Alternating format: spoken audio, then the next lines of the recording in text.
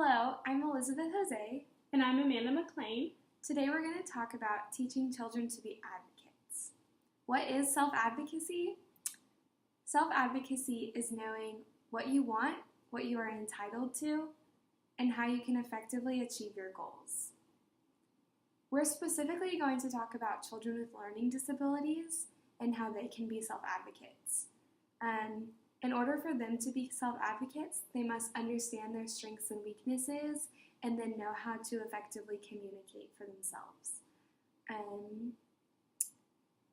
The key points for your child understanding how to be a self-advocate is to understand, to know, and to communicate their needs. So our next point that we're going to talk about is developing self-advocacy skills in children with a disability. So first of all, students should develop an awareness of their disability. Awareness of the disability involves self-identification and reflection. Students should be aware of their disability and be able to reflect on how they can help themselves. In very young children, this can be done by creating a storybook, or creating self-portraits, or even the use of puppets.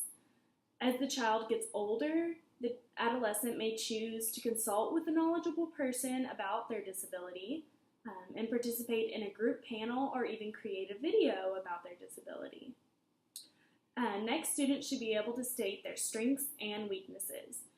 In very young children, picture books and show and tell allows them to express their successes and challenges that they may face, and this can help them determine their strengths and weaknesses.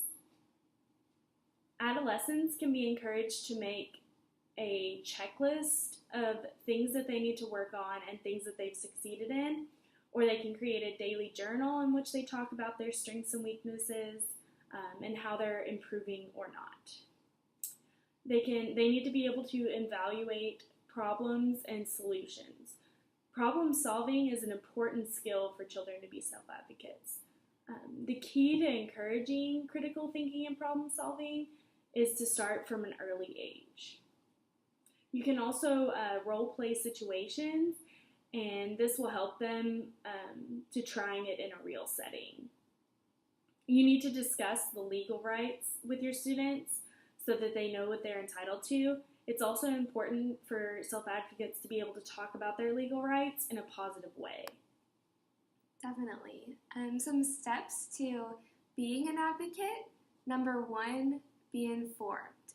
You can do this just by asking questions in the community and participating in conversation with people that you normally wouldn't talk to because they can offer more insight and answer questions that you may have.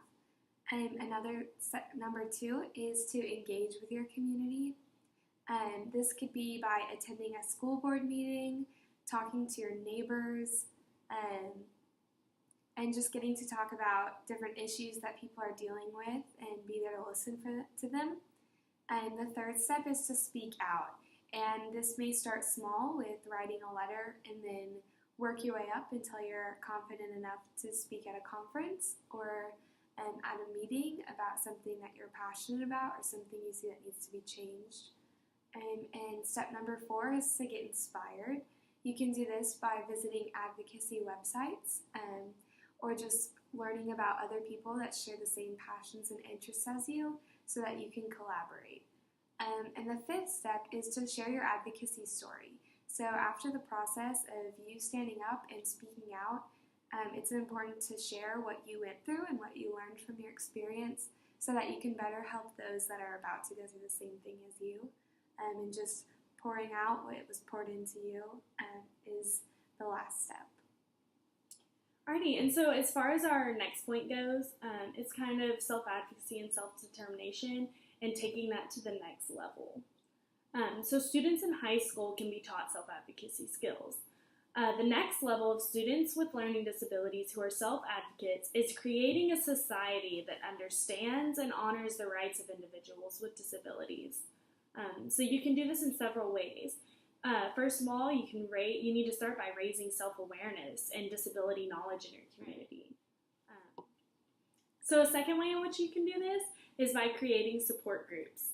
This can be individuals with learning disabilities, and they can get together and talk about these disabilities. Sometimes just opening up and talking to other people can really help you, and this can also develop your self-advocacy skills. You can also give community presentations to raise awareness. Another way is mentoring, and this can help you to reach the next level of being a self-advocate. If you mentor someone younger than you, this is actually a really high level of self-advocacy, being able to mentor someone younger than you and help them through what you've already gone through. Awesome. So some recommendations for teachers to promote self-advocacy.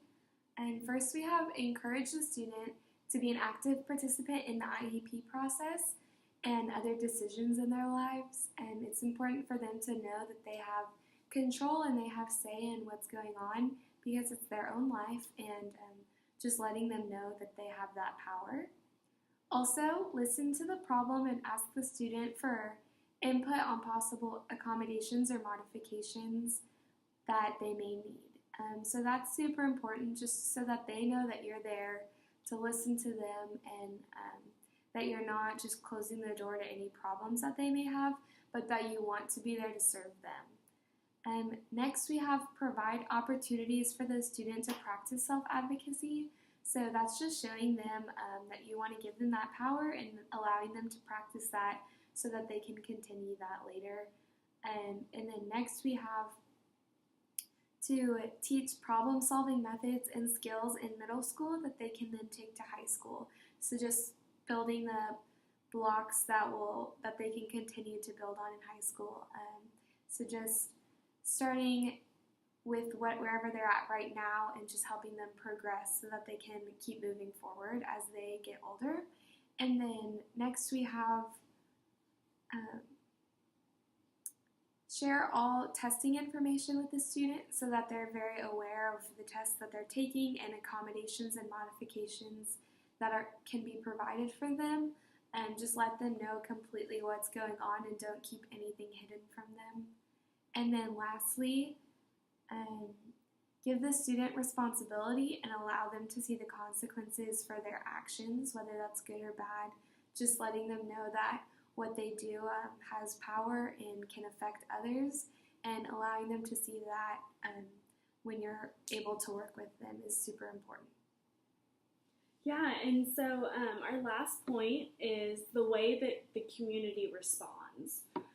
So some parents try to keep their child's learning disability a secret, which can, even with the best intentions, look like shame or guilt. Without knowing, extended family and friends may not understand the disability, or they think that your child's behavior is stemming from laziness or hyperactivity. Once they are aware of what's going on, however, they can support your child's progress. They must know and become aware. It isn't until then that they can be supported. So it's hard for your family to really know what you're going through until you make them aware of it. Once they're aware of it, you'd be surprised how much support you can gain. Many people are oblivious to children with learning disabilities, and it's easy to brush off what they ask as needy or unnecessary. Most definitely. So just to summarize what we went over, the key points to helping your child be a self-advocate is for them to understand, know, and be able to communicate with others about what they need to make their life better and make it a lot easier. And so just being there to encourage and support them through that, and then also being aware of what's going on in your community and ways that you can make a change and stand up for others.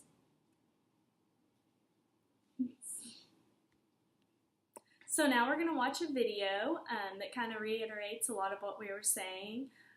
It's about a lady, and she actually has 2 children who have learning disabilities, and it's kind of what they have gone through and ways in which they can be self-advocates. I remember in the 3rd grade reading a book by Dr. Seuss called Hop on Pop.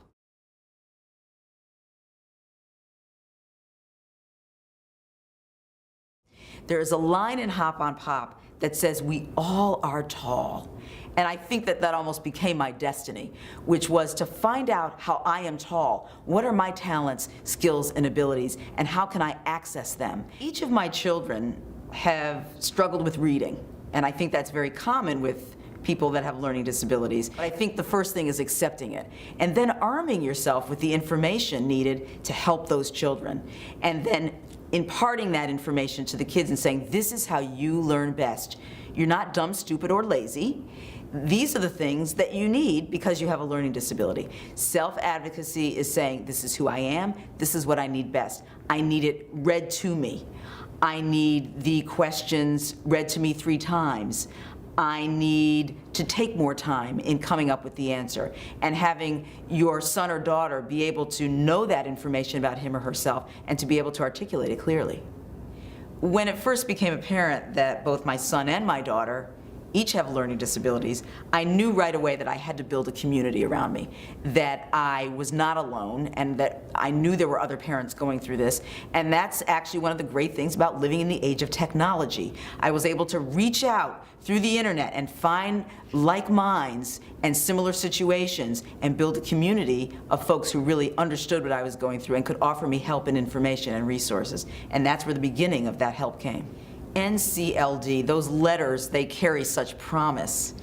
And one of the beauties of having the NCLD is that here's a community of people who really understand what it's like to have a child or to be an individual who struggles with a disability, and to have the resources to get the help that's needed to really not only overcome those struggles, but to really meet other folks who are going through the same thing so you don't feel quite alone. And that's a beautiful thing.